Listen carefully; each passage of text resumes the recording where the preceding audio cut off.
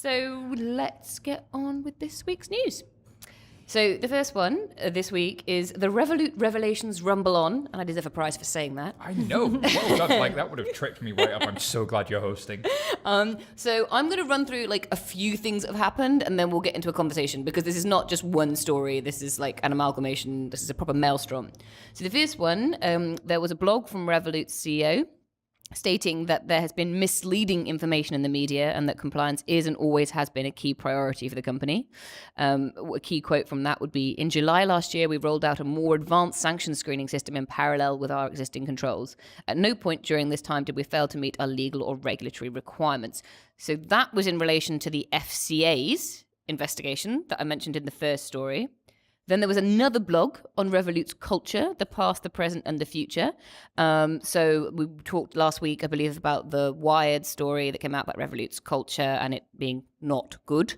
Then another blog from the CEO who basically said, "I know now that there is much more to running a successful business than simply hitting targets.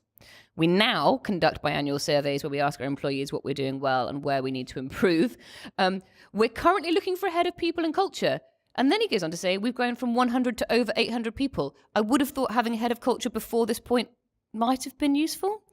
And then last, by no means least, was a notification that went out from Revolut into its app. So basically, they were looking for Trustpilot reviews from their customers, which after the three stories I've just mentioned, you can understand why they might be on a drive to gain reviews from their customers. But the way in which it was phrased was this: "Help me not get fired. Straight up, we spent hours trying to come up with a clever way to get you to leave us a Trustpilot review. Long story short, we came up with absolutely nothing, so now we need to justify those wasted hours. So could you do us a favor and take out 2 minutes from your busy day to leave us a review? Seriously, this stuff means the world to our support team, and we'd be really keen to know which features mean the most to you. In the meantime, I'll be brushing up my resume." So that's just this week. Race through it there. Who wants to go first? Holy snowball, right? So once it's like a runaway freight train, and it feels like they can't get their arms around it, and it feels like they can't help but do more stupid things because the culture's broken. So like, I look at this, the City of London police thing. I think that's become a matter for the regulator, and I can see why they'd want to clear those things up. But the title of the blog post, "Let me set the record straight." One, it's like, you're all wrong, I'm right, let me prove it to you. And then two, this blog post about the Revolut's culture, the past, the present, and the future. If you actually go read that, it reads like it's ghostwritten. There's no authenticity in it. And I think that's the thing that customers want. And then this thing that is authentic, this notification that comes up if you're using the Revolut app. Now imagine you have no idea what Revolut's going through. Imagine you're not in this fintech bubble. You're one of their 3 or 4 million customers, and you get this notification that says, "Help me not get fired, I work at the support team." Like, how must that make you feel about the staff there? I mean, just the term that comes to mind every time Revolut do anything is tone deaf. I think that's it. And like, you look at some of this stuff and it almost feels corporate. Like they've been told you need to say these things. And I think, we spoke about this a couple of weeks ago on the show. It's really important for fintechs to be transparent, to be trustworthy. We're going up against a traditional industry, and that's really what sets us apart. And, the communication, the tone really just isn't doing that.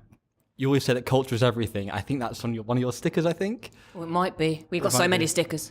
Do you think that, because Nikolai used to be the gift that keeps on giving. He would say things at events that very clearly have not gone through PR. And now it seems that, I said, it's not authentic, it has been PR. Do you think that they should almost embrace who they are and be like, yes, we are very targets driven, because that kind of is their culture? But they have done that repeatedly. So like 18 months ago, that was very much them. And when I was at Business Insider, my colleague Oscar did a couple of pieces on them, and he said things, I can't remember them word for word, but they were very much in the vein of like, if you want to go home at 5 o'clock, we don't want you working for us. And like, I don't believe you can build a company if you have a work-life balance. Something like, if you can't build a startup with a work-life balance. So they did do that, and that turned me off personally. I was turned off by that like right away. A lot of people weren't, but I think the problem is that they've proven that the bad culture has resulted in systematic flaws. So these problems in their compliance, I would suspect, have come from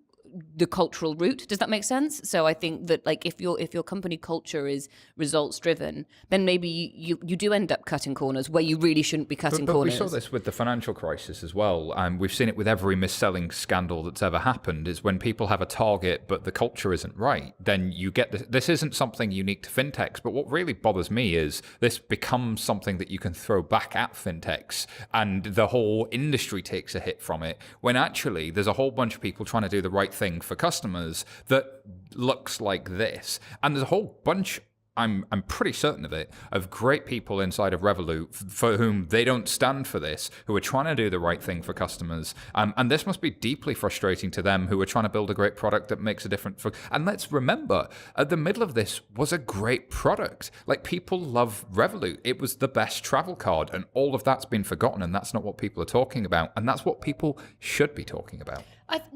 Yes, but Ideally, if you're them. No, yes, and I do agree that the product is great, but if the product is non-compliant, then that's a problem. Do you see what I mean? Like, you can't, if your product is great, but you've done it by being non-compliant, then it's not really a great product because it's not legal. Do you see what I mean? So to me, that's the whole here. And I've always disliked Revolut's culture, but I always had a certain amount of respect for the product they'd built and the quality it was, until these rumblings about compliance started. And they started about 18 months ago, actually, if you looked into kind of where it come from. And at that point, I was like, no. And I do feel that this is the gift that's going to keep on giving. But I am going to move us on to a more positive